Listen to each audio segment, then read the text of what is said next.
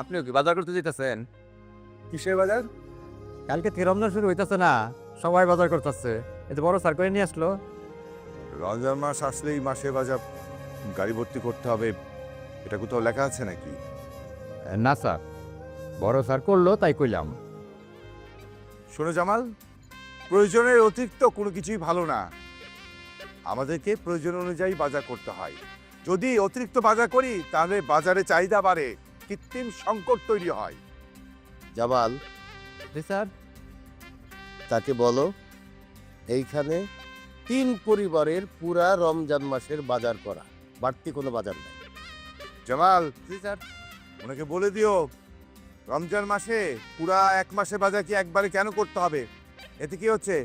বাজারে চাহিদা বাড়ছে, কৃত্রিম সংকট তৈরি হচ্ছে, অসাধু ব্যবসায়ীরা দ্রব্যমূল্যের দাম বাড়িয়ে দিচ্ছে। জামাল, জি স্যার। তুমি তাকে বলো আমি যদি বাজারটা না করি তাহলে কি দামটা কমে যাবে? না জামাল স্যার, তাকেও বলে দাও একজনের জন্য কিন্তু দ্রব্যমূল্যের দাম বাড়ে না।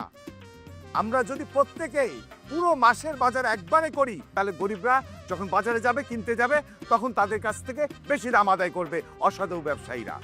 আর তাকে কি বলবো, সে তো ব্যবসায়ী কাতারই পড়ে। জামাল, স্যার। তাকে বলে দাও আমি তার বড় ভাই, আমি কাঁচামালের ব্যবসায়ী না যে আমি কৃত্রিম সংকট তৈরি করে দাম বাড়িয়ে দেব। সে তো সবজি ব্যবসায়ী না, সে হচ্ছে জামাল গার্মেন্টস ব্যবসায়ী, রক্ত চুষা টাকা খায়। এই তুই কি বলতে চাস?